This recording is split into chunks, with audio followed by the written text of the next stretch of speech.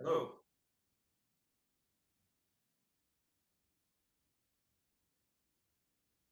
Yep.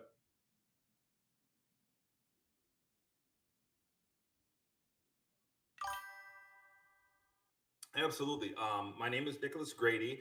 I live in Robbinsdale, Minnesota, which is a suburb of Minneapolis. I am a full time special education teacher, but I write indie novels on the side. I have published four novels at this point. There's three that are part of a thriller trilogy: Under the Bluffs, Under the Water, and Under the Snow, which are all set in primarily, well, I guess the Twin Cities and other parts of Minnesota.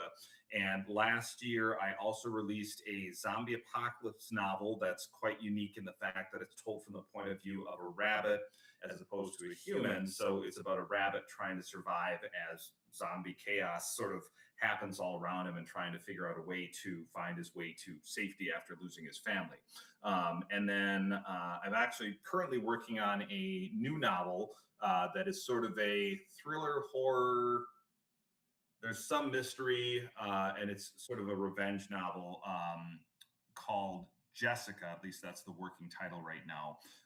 And that one is going to be about basically it takes place in a small town in Minnesota, and there's these guys, the sheriff, the mayor, and the preacher, and their family members are starting to get killed off, and other people are getting killed off, and they don't know what's happening, and they start to think that it has to do with something they did to someone a long time ago, but that person's supposedly no longer with us, so they're trying to figure out who's behind it to save their own hides. And they're not good people. They're all three of them are very, very bad people, and someone's out to get them. And so that's kind of the storyline of that one. And that one gets pretty gory towards the end. I'm not gonna lie, it gets pretty gruesome. But they all have it coming, so it's sort of satisfying when you read it.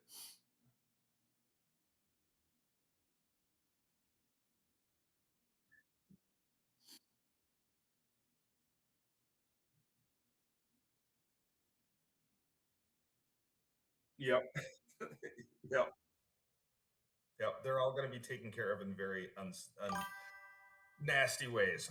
But yeah, so that's the one I'm currently working on. I'm editing it. I'm hoping, I mean, it's been done for a while, but I've been kind of doing re edits and rewrites for the last few months. Hopefully, by the end of the summer, I'll be ready to hand it off to my editor and get a hold of my cover artist and start getting it ready to hopefully come out this fall. So, Gotcha. That's Oh, this really, fall. really Hey, cool. that Yeah, is really close.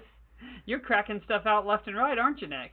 yeah, well, last year was a little bit too much because last year I released the third book in the thriller trilogy, and then last fall I released the zombie apocalypse novel. So I actually put out two, short novels. The Under the Snow is around 215 pages, and Fenek the Survivor is about 240. And the one I'm currently working on is around 240 as well. But yeah, putting out two in one year was a bit of a push for me. I decided to slow down a little bit. I was like, that Hmm. was a little too much to try and promote a new book while working on another book, and it was just got to be too much. I, I Um, I literally just released a book and I'm working on two more. So I feel you, Nick. Like oh I feel you for sure. yeah, yeah. I just finished your second book, Isolation. Uh Isolation huh. of Winter. Yeah, I just finished that, and I'm about 80 pages into Inferno right now, Oh, with thank you. Theo Golden. So I just started reading that. I had to do something in between those two, so I read like this really short horror novel in Uh between huh. because I just needed a little like palate cleanser before Yeah. getting into more sort of fantasy RPG type stuff. But the second book was great. Like I said, I'm 80 pages into Inferno now too, and I'm liking that as well. So very interesting Good. so far. They just got to the lighthouse, so that's where I'm at in Oh, those. nice, Oh, nice. and it gets great from there. It, I like Inferno a lot more than I like the other ones. Still, Odyssey is my favorite, but That's I, that's how I am with mine too. Like with the Under the Bluffs trilogy, the third one, Under the Snow, is I think the best book of that series. And then the new one that I wrote, Fennec the Survivor, has I love that book. Like it's my favorite thing that I've ever written. And it's getting an audience now. I did this contest on a Facebook group called Haunted Minds Book Club, where they just asked indie authors to enter put an entry in, and so it was called the Graveyard Rumble, and they're like votes every week. And I got knocked out in the first round, but it didn't matter because a ton of people bought the book anyways because it got some Yeah, exposure. So I sold like 25 copies in May because of that. So that that's helped a awesome. lot. And then I'm doing a big event tomorrow over in St. Paul as well. So hopefully we'll sell more copies of it. But at the Fenek the Survivor has been my favorite book. I'm probably, after this one I'm currently writing, I may go back and write more books in that universe, because I just love I don't know, writing animal fiction gave me the opportunity to write something that didn't have to be realistic all of a sudden. Whereas Right. the end of the Rust trilogy were very much like these true crime vibe thriller novels that had to deal with, serial unalivers and all that kind of stuff. And I had to do a lot of research on, you know, laws and crime and how crimes are investigated and stuff like that, and try and keep it as close to realistic as possible. Whereas with Fenek the Survivor, the main character is a rabbit. I had to learn a lot about cottontail rabbit behaviors and how they Mhm. act and their normal way of, and use that. But otherwise, I was kind of given free reign to be really creative with it and, have a little bit more fun. So, there's a scene, there's this whole thing. Sorry, that's my dog. There's this whole part in the book where the my wife just got home, so he's freaking You're good. out. You're good. Asher, quiet. There's this whole scene in the new book, Fennec, where he faces off with this cat, and there's been like, he kind of gets some training from this older rabbit at one point, and it's between two garages. So I did this whole thing where he's like jumping up on the side of the garage and like running along, and then like flipping to the other side, and sort of this like matrix move sort of sequence. So it was really fun to write stuff like that. And Right. so yeah, it was a really interesting experience to do that, and I really enjoyed doing it, which is why I might go back to that universe at some point too. Yeah, you don't have to worry so much about suspension of disbelief when your main character is not a living, breathing human in a world with no magic or anything like that. Right. Right. Right. Right. It makes it a lot easier and gives you a lot more room to wiggle around. And I think that's really fascinating because that's the first time you've stepped out of like true crime Yep. book writing, right? Yeah, and I had several story ideas. Like anytime I come up with an idea, I just jot it down, in a on a Word doc and save it. And so I had finished Under the Snow, and I was looking at some of the ideas that I had, and one of them had been that idea about the rabbit. And I thought, this one's really calling out to me more than these other ideas, and I know it's a little different than what I've been writing, but I want to give this a try. And it just took off of my fingertips. Like, it just like, I wrote the first draft really quickly. Like, it was just really easy to write it. There's definitely like, it's a zombie horror novel, but it has a lot of like Watership Down vibes to it as well. And I'm a huge Watership Down fan, so it was really easy for me to get at least the first draft of that done and get it written out. The whole thing started because this was like probably 2 summers ago.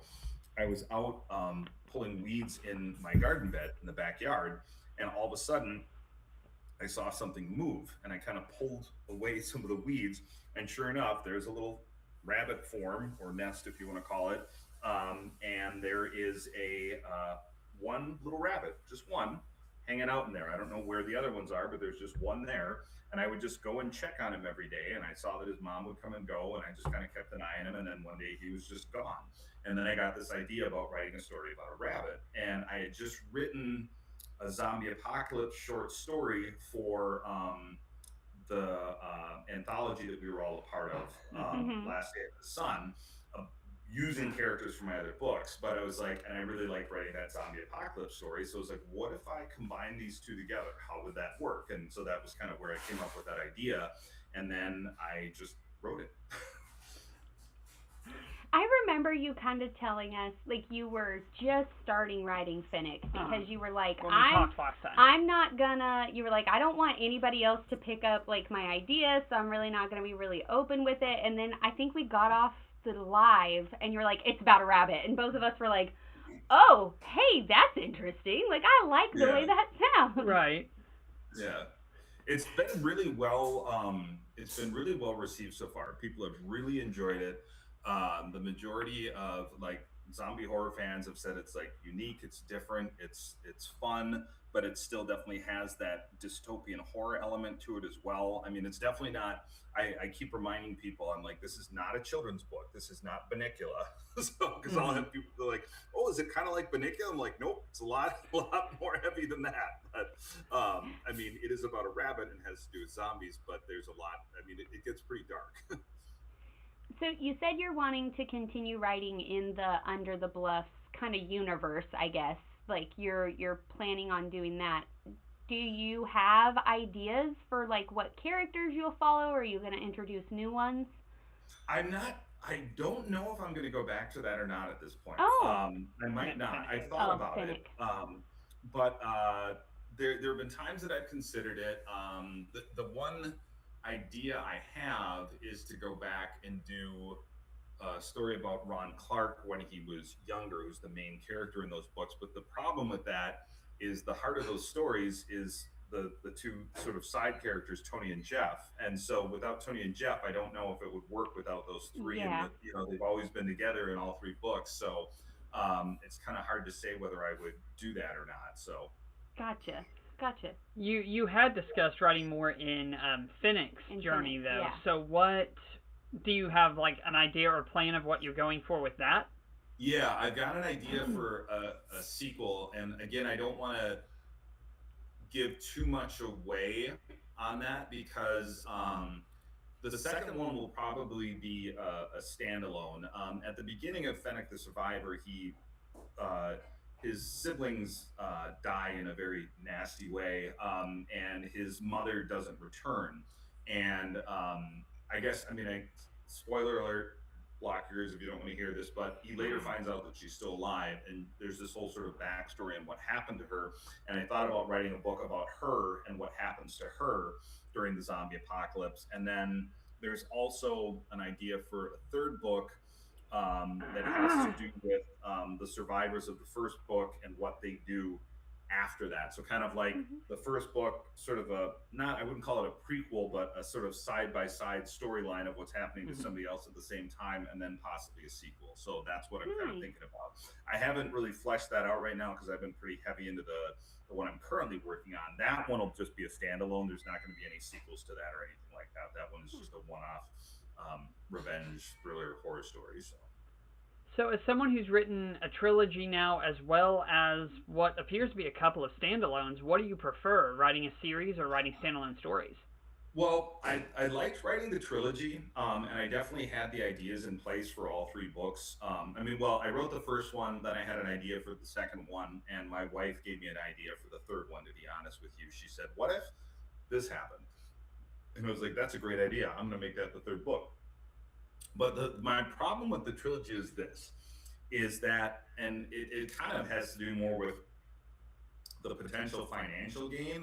What I noticed is that the first book in the Under the Bluffs trilogy sold really, really well, and it still keeps selling. The second book sold pretty well. The third book hasn't sold that many copies yet. I mean, it sold a decent amount, but it's a little bit disappointing because I'm like, man, that's the best book in the series. But they're not Mhm. standalones. You really kind of need to read them in order, So Yeah. that's the hard thing with the trilogy. So that's why I started writing more standalone stuff because I was like, well, let's see if how big of an audience this reaches. And so with Fennec the Survivor, if it reaches a big enough audience, then I'll consider writing a sequel. But if nobody's reading it, it's not a popular book, then the sequel's not going to do very well. So, I mean, it kind of comes down to that. I still want to write stories in that. And so that's why I kind of started doing more standalone stuff so I can just throw stuff out at people and they can maybe read that book and then start discovering some of the other books that I've written locally. So. Yeah, I think that as someone who has written 3 books myself And a and trilogy. and a trilogy just in general, and I'm writing a new thing set in the same universe, but it's a standalone. I definitely understand where you're coming from with that. The Yeah. sell clip on that makes a big difference, and people don't realize that if you don't sell enough, a lot of times you can't you can't justify making another one because you're spending so much on making covers and getting edits and things like that. But Right. one thing we found in real life interactions, like selling books, people are more willing to buy the first or the whole trilogy. Yeah. Like they do that's not. very true. Sometimes we'll get those people who are like, hey, I bought your last book. I bought your first book the last time. I'm going to pick up the second one. Hey, I bought the second one last time. I'm going to pick up the third. But for the most part, it's always like they either buy, like Daniel, for instance, they buy Origins or they're buying all three. Like and the people who have come back to me for Inferno are the people who bought both of my books the first time, but I didn't have the third one out yet. Right. It's not, all of a sudden I thought, I just bought Origins, I want to come back for Odyssea. That's not generally how it works. Is that how you feel like those two? When I do in-person events, it's almost always somebody buys one. That's why I always have. I learned quickly that I need to have extra copies of Under the Bluffs because I'll sell more of that than the sequels. But I'll get people who will try the first book. Or I get people who go, you know what, I'm going to buy all three, and I always offer a deal when I do events. I tell them, like, if you buy one book, it's $15 for a signed copy, but if you buy two or more, you get $5 off. So I always try and get some people to, invest. And then now with the new book, I get people who go, oh, well, I'm not really into thrillers. And I'm like, well, do you like horror? And then I'll get copies of Fenek sold that way. So, so yeah, I agree. I mean, occasionally at my last event, I had a couple people who literally bought all four of my books, but that doesn't happen too often. Yeah, it feels very rare. I feel like when I sell sets of books, it's generally, and the rule generally always follows, that it's a 50% clip-ish. My first book, if it sells 15, let's say 10 copies for easier numbers, the other two will sell 4 to 5 copies to balance that out. It's almost always half. Yep. There are very rare times when I go to events that really are not book events, and then I will have people buy the whole set, or I'll have people buy way more Origins than I do Odyssea or Inferno, but that happens very rarely. Right. Yeah. It's a different marketing strategy. It's a different marketing strategy. Yeah, it is. Sure. It is. I mean, we'll see how. I'm doing a really big event tomorrow. So it's the most I've ever spent for a table. I'm doing this local brewery, Inbound, started it last year, and it's called the Book Fair for Adults, and they do it at the Minnesota State Fairgrounds in what's called the Grandstand, which is this big building. And I bought a table for $100, which still isn't that much, but I spent a lot of money on author's copies. So, because I heard that there was last year I heard there was 15,000 people at this thing. So I'm like, okay, let's see what happens. So I spent more than I normally would on author's copies. And I loaded in today and I had 4 big boxes, and then some from a previous event. And if I don't sell them, I'll just save them for the next event. It's not the end of the world, but I'm hoping to sell a ton. I'm hoping I can sell when I do these little events in Robbinsdale, I usually sell anywhere from 35 to 60 books. So I'm hoping I can break 100 or more on this, maybe sell out if I'm lucky. Right. Well, fingers crossed for that, because a sellout at an event feels like you've conquered the world. It's it feels like you've conquered the world. I haven't had that happen yet. I came really close once where I had I think I brought 60 copies to an event, and I had 3 when I left. So that was pretty close to a sellout, but I haven't had that happen yet, but we'll see tomorrow. So I'm hoping it'll be a big deal. And I just found out this morning they gave us passes, and obviously it's a brewery sponsoring it, and they're like, oh yeah, so just so you know, tomorrow that badge we gave you and the one for your helper, because my wife's gonna stop by, and I asked for an extra badge because she might fill in for me for a couple minutes while I run to the bathroom and grab some food, because there's gonna be food there too. And he's like, yeah, so that gives you free beer all day. And I was like, what? And he's like, well, yeah. So he's like, all the vendors get free beer. And I'm like, oh, well, then I guess it was worth the $100 for the table. There you go. There you go. Free beer. That's a fantastic perk for $100. That's great. I was like, what? I was like, because I asked them, because they had said something about, vouchers for beer, and I figured they'd give me like 1 or 2, you know, and they were like, oh, no, you just go up and get your beer. I'm like, oh, okay, well, thank you. Absolutely.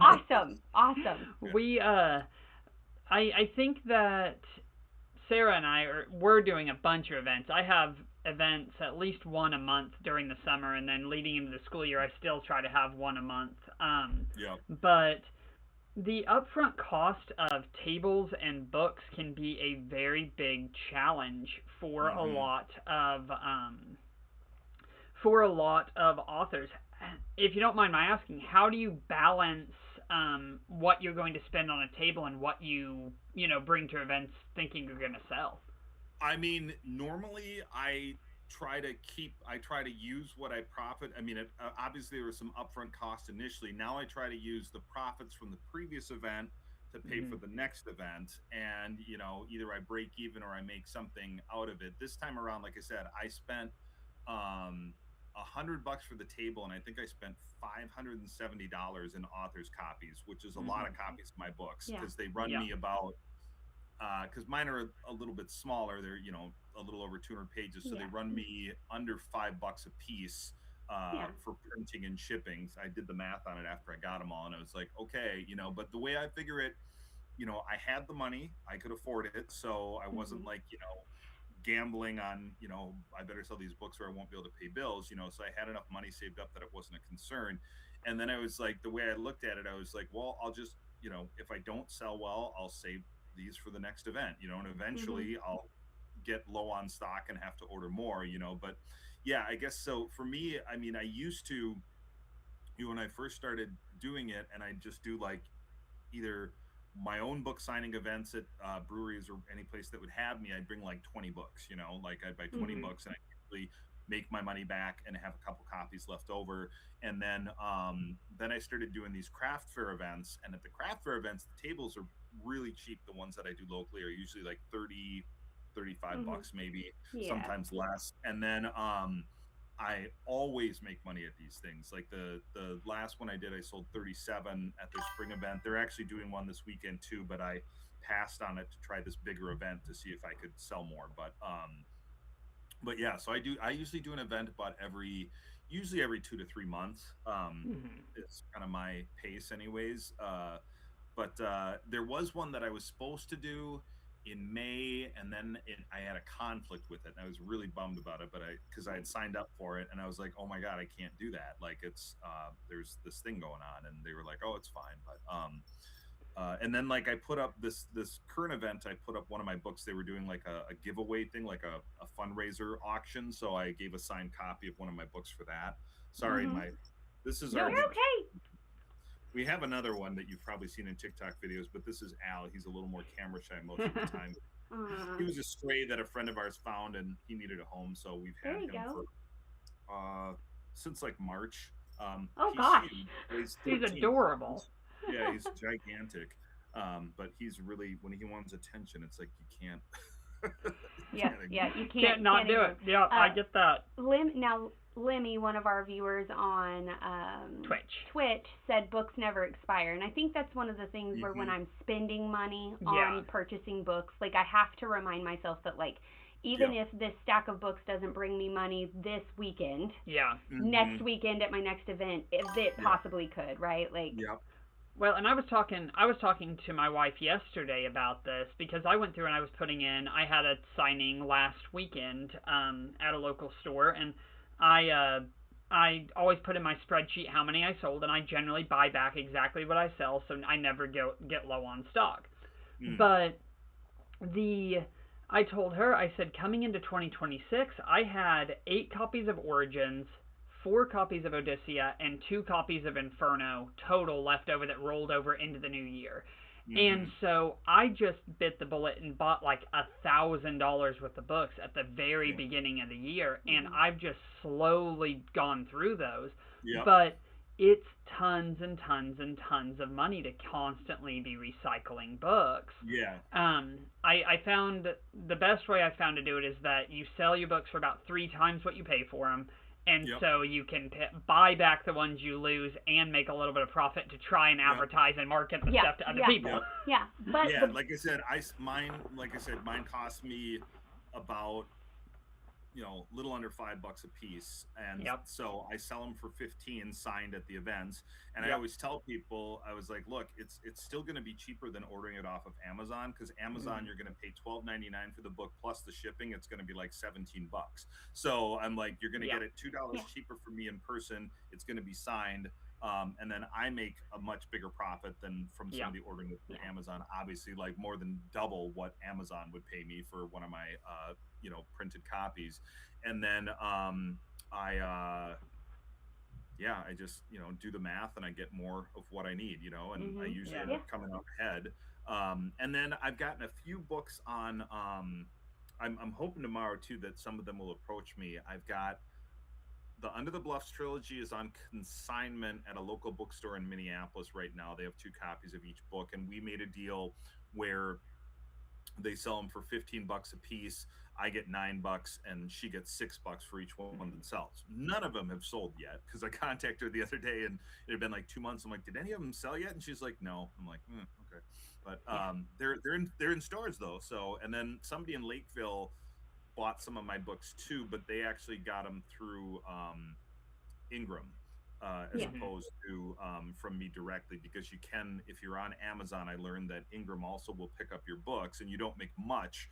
I think I get about $1 for printed copy when they go through Ingram, but still some money. Right. What else? I was just with having books in stores, I have my books in just one store now. We had it in a couple, but we weren't getting much hits on one, so we pulled them out of that one. But I do sell okay in stores, but the sales I make in stores aren't what am I trying to say? They're not organic sales. They're not sales of people going in and seeing the book and saying, oh, I want that. They are generally sales of people I run into at events and are like, I can't get it right now, but do you have anywhere I can pick it up? And you're like, oh, it's available here. And then generally after that, in that week span or so, from then I can contact and they'll be like, hey, I have something that has sold here, Doesn't happen often. Don't go through a lot of sales like that, but the more eyes that are on your stuff, the better. I did get an Instagram message probably 3 or 4 weeks ago that someone had picked up a copy of Execration of Autumn at one of those stores where at Vintage Stock where it's sitting. And she was gushing about it, wanted book 2 because I don't have any of book 2 there because they weren't selling. So I pulled them out and sold them at an event. And she was like, can I buy a signed copy from you? Can I meet up and get this one signed? And I'm like, yes, we can totally meet up at the mall and I will sign this for you. But it's generally they've heard it from me that it's at the store. Yeah. I even occasionally get people through social media in the States who will say, hey, I want to buy signed copies of your books. How do we do that? And I don't have I have a Facebook page for my books, but I don't have like a website or anything where people can order. So I'm like, oh, just, send me your info. I can send you signed copies and you can Venmo me or PayPal me or whatever. And they will Venmo me the money and I'll ship them the books, So, like I said, the more copies out there, the better, right? The more eyes on it, the better. The more people that see it, talk about it, that's how it works. So, yeah. Have you had anybody reach out that has read like your first one and they're like, I've got to get the second one? Where can I find that? Yeah, to some extent, not a huge amount, but yeah, I've had people reach out, or I've had people who read Fenek the Survivor.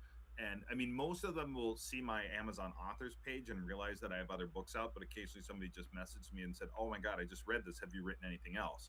And I'm like, yeah, I got this. And then they'll go check it out. So that's always nice. I had one several weeks ago from an event that I had done that only picked up the first one, and then he messaged me and insisted I meet him in town to sell him the other 2. And that's the weirdest feeling in the world, to think that somebody likes your stuff enough that they're going to come looking for it somewhere else. Wasn't that also the guy that wanted to turn it into a tabletop RPG? Yeah, that's the same person. He also got into the Discord and was like, who wants to turn this into a tabletop RPG where we can play as our own characters? And Dana's like, I can't be a part of this. I gotta get away from this. I gotta move. Like, I can't be here. That was an interesting situation. It's cool to meet up with fans. I think that there are a lot of people that you'll meet in person that want to gush about stuff and want to talk about stuff, and I think that's so much more fun than selling on Amazon. When I sell something on Amazon, which is very rare, it's exciting, but I think it's awesome to meet up with people that want to sit there and talk about your stuff and want to gush about what they've done and things like that. It's very cool. Well, like with the people who have read Execration of Autumn and or even Isolation of Winter, and they're like, where are we at in book 3? And I'm like, at a standstill. I'll get back to it eventually. Like, it's coming, I promise. Yeah, I like the in-person events more too. I mean, I get a decent amount of sales. I can proudly say that I have sold books every month since Under the Bluffs came out. Like, I've never had a month with 0 sales, which I don't know why that happens. That's incredible. So I mean, and some months have been like 3 sales that month, and some months have been better than that. Like usually March and July are usually my worst months, but July's actually doing okay for me this year for whatever reason. Now, granted, 3 of those copies were a friend of mine. My old college roommate and I were hanging out, and we were at a motorcycle night at a brewery, and we were chatting, and he's like, "Yeah, I gotta go explore some of those caves with you." And I was like, "Yeah, let's do it." So one day we went a couple of weeks ago, and I took him to like 2 or 3 different caves. And the next day he ordered the Under the Bluffs trilogy because he was like, "Now I want to read these books that take place in these caves." So, so that was, that happened because of a friend. But the other sales that I've had this month were not. I don't know where those came from. So, but yeah, so that's been cool. I don't make as we don't make much off of Amazon. I definitely make a lot more when I do an in-person event. If I could do one, like I said, like I've said before, if I had the time and I had the money and I could do in-person events 2-3 times a week, I could probably make a living, but it's a huge risk to try that out. Yeah, that's something that my wife and I have both talked about, because you and I are both educators, right? We both work in education, and so it's one of those things. During the summer, I can crack away at event, but like when school hits, the brakes hit real hard. And to supplement even a teacher's income by doing indie book sales is a difficult thing to do. It's a lot. I mean, I did the math once. I made a TikTok video years ago where I did the math, and it was like, I don't think I'm ever going to be, self-supported just on my books. Like, there's no way. Like, the amount of books I would have to sell to equal how much I make a month. And I've been teaching since 2006, so I'm kind of at the higher end of things. And then I've got my bachelor's. I don't have the master's, but I have a bachelor's plus 45, which is the highest thing you can get before having the master's. I'm like, I did the math, and I literally like added up my monthly salary, and this was after taxes, and then I divided it by how much I make off of a book on Amazon every month, and I was like, oh yeah, no, that does not happen. Right. Well, and it's literally like thousands of books I would have to sell per month. Yeah.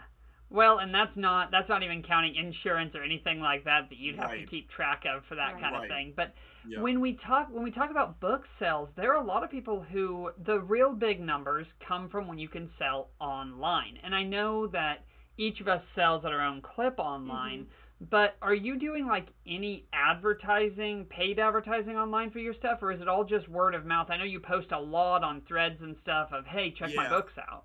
I post on Threads a lot because I've gotten a lot of sales through Threads. I post on a couple different Facebook groups. But I try not to like overload, I try not to like do not like spamming people. No, I do it like, once a week maybe.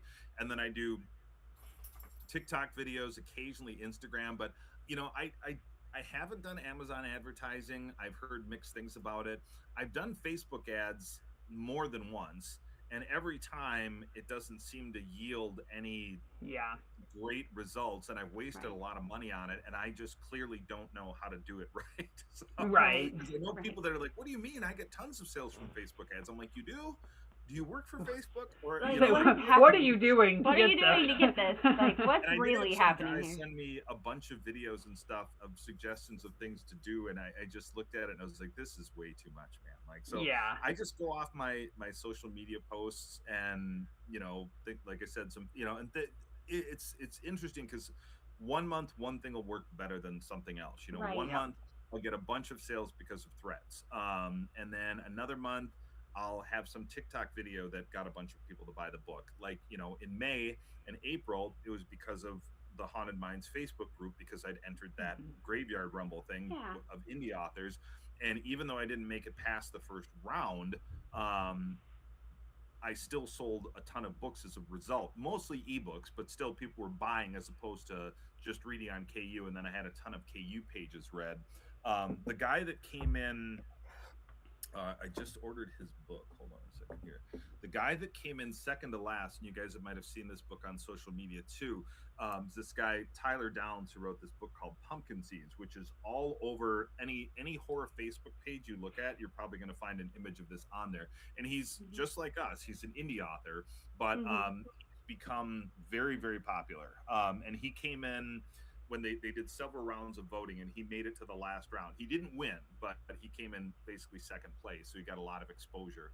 And so, yeah, sometimes you just land on something like that. Like, I just happened to be scrolling through that Facebook group, and it was like, indie authors, we want you to join that. And I was like, oh, I'm in. Like, put me in. Here's my title. And so, you know, you never know.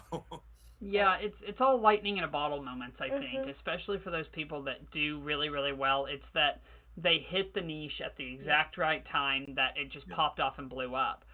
I don't see that doesn't happen for a lot of people. It doesn't happen often, but I think like for the sales I do well in person. Online, not so much, because I don't have the energy for it. I do better in person, even with doing consistent videos in the morning, like hitting that hey, good morning from my kitchen window video every day. I do better. Those all the time. They I do better in person. Good. At least you're seeing them. Well, it's saturation. You know, it just... People recognize me from that. Now, we were at Daniel's table at Tremendicon, and someone walked up and was like, good morning from my kitchen window. And Daniel just glared at me. And I was like, I know hi. Yeah, that's me. Hey.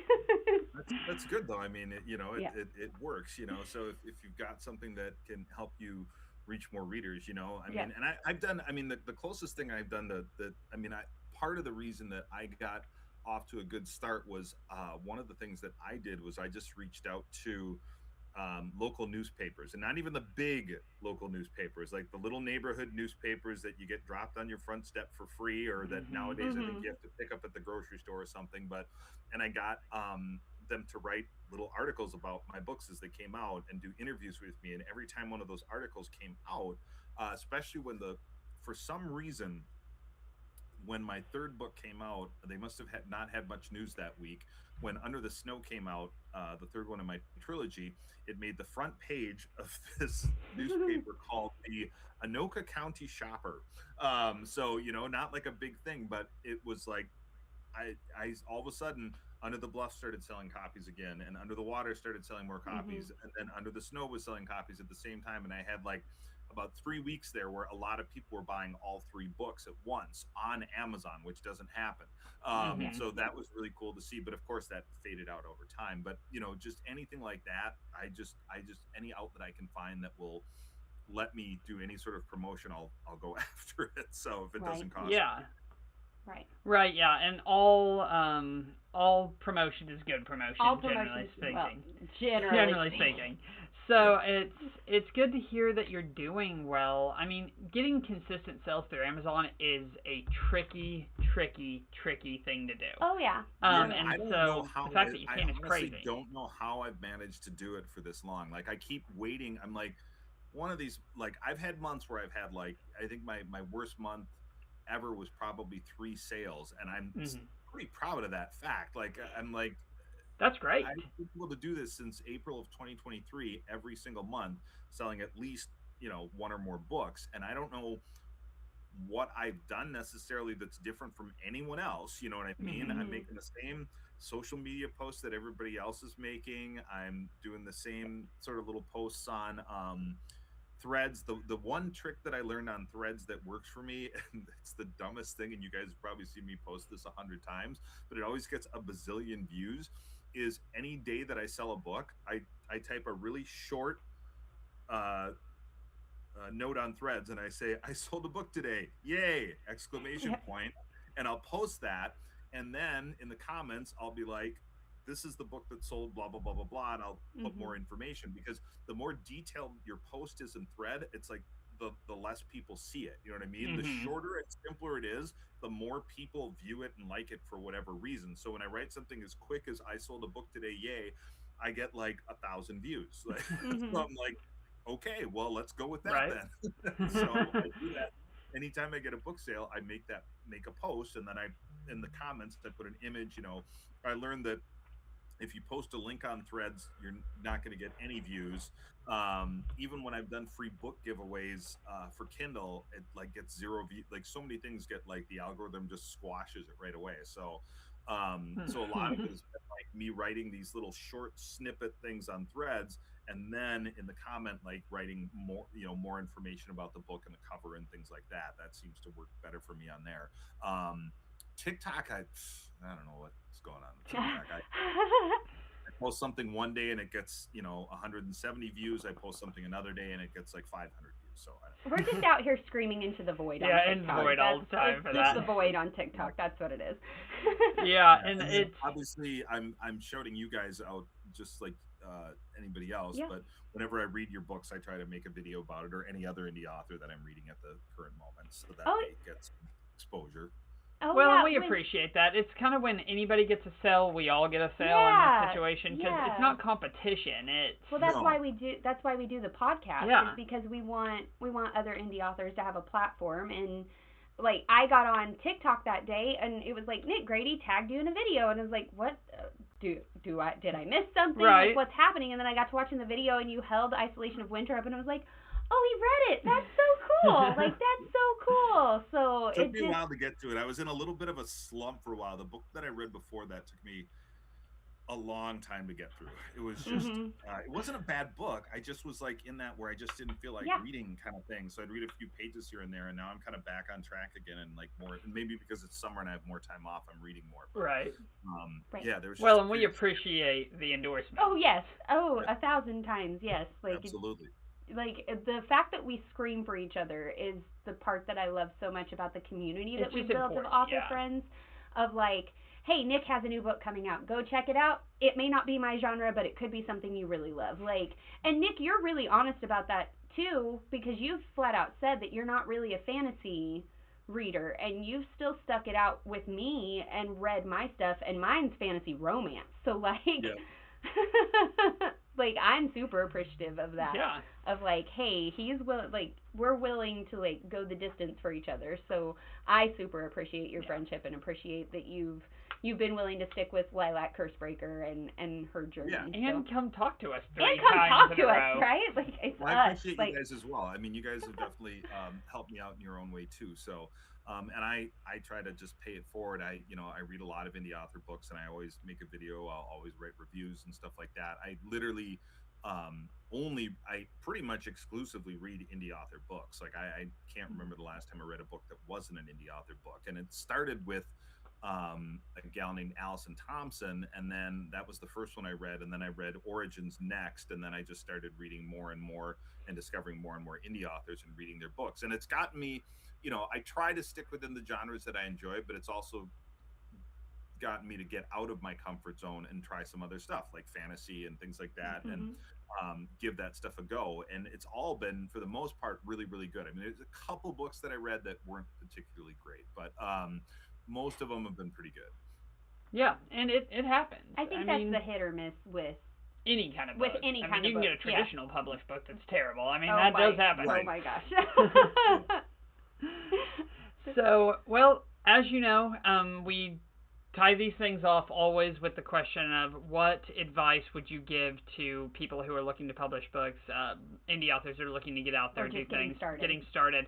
You've given us that information several times. Has your experience changed at all over the years of what advice you'd give to someone who's trying to do this?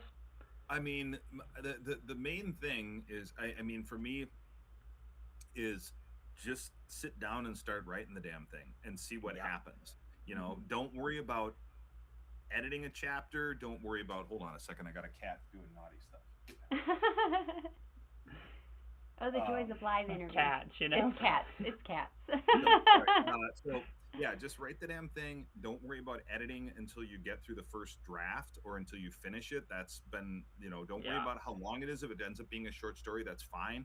Just sit down and write the darn thing and see how it goes. And if it sucks, it sucks. But, just, keep working at it. Maybe you'll write something else that'll be better because, like I've told you guys in the past, I wrote for years before I put out Under the Bluffs, which was my first book. I wrote a lot Mhm. of different things that never got completed, that I never finished, that I started and just gave up on, or started and didn't think it was good enough, so I didn't finish it. And, so just keep writing until something works, because now that I finally got that one book that worked, suddenly I found that I was able to write more and Mhm. like come up with more stories and more ideas and write more novels.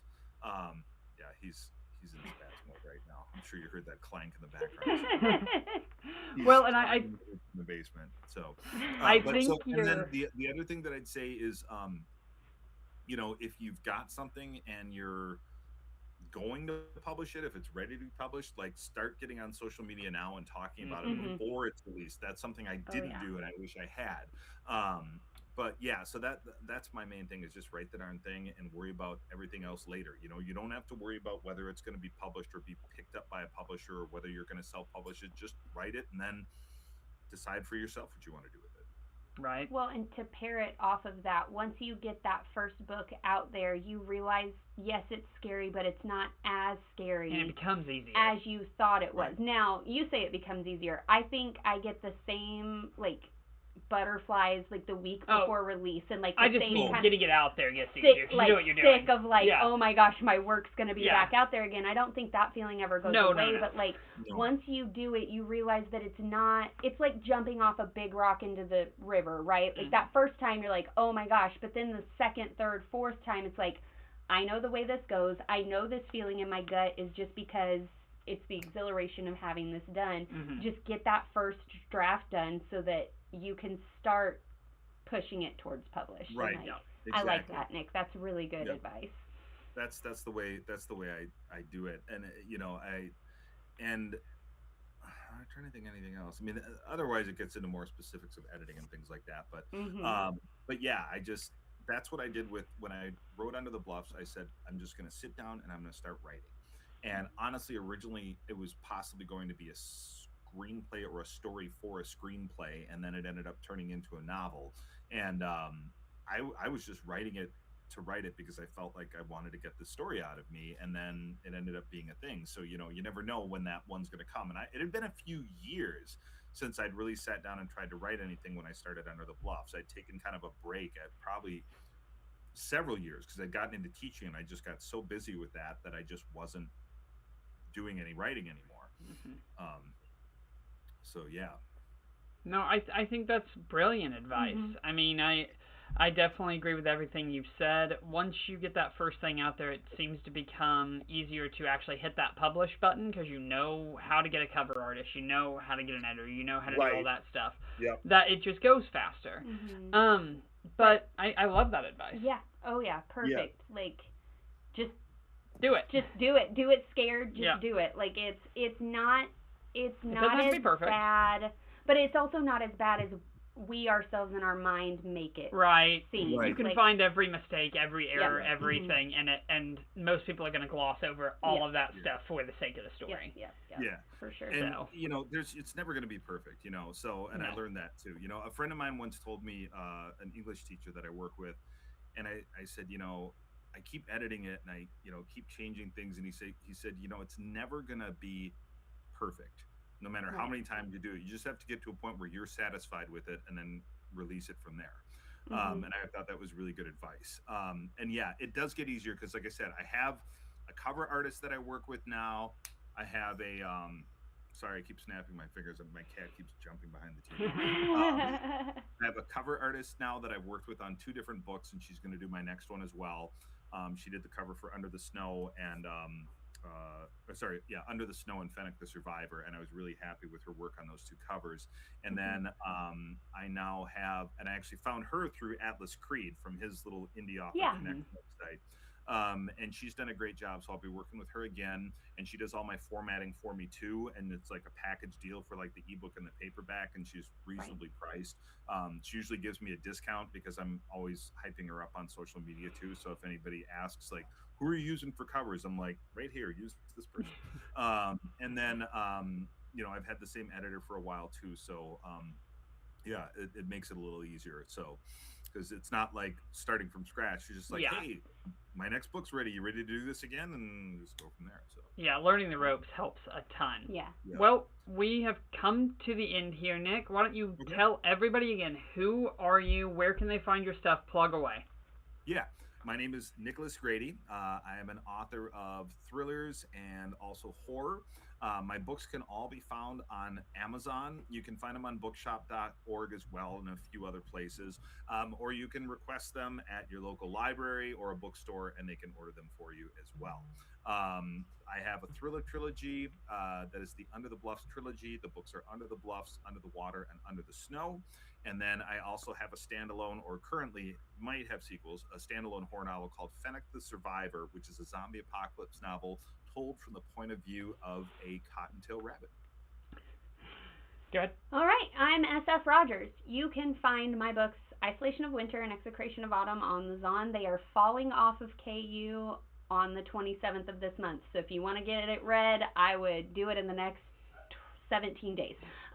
You can also get my newest release, Biker and the Book Dragon, on Amazon. It is a fun little Hallmark romance that I super enjoyed writing and have started the sequel to and am 5,000 words into. If you want to follow me, go follow my Patreon, find me on Discord. I'm literally chronically online, so you can find me wherever, whenever. Yeah. There you go. I'm DL Golden. I've written 3 lit RPG books, Origins, Odyssea, and Inferno, which are all available on Amazon as well. You can join my Patreon for just $1 a month if you're wanting more content from me, exclusive character art, exclusive stories, things like that. Go check out all of our stuff, and I hope you've enjoyed the show. Thanks so much. For being here. Bye. Bye.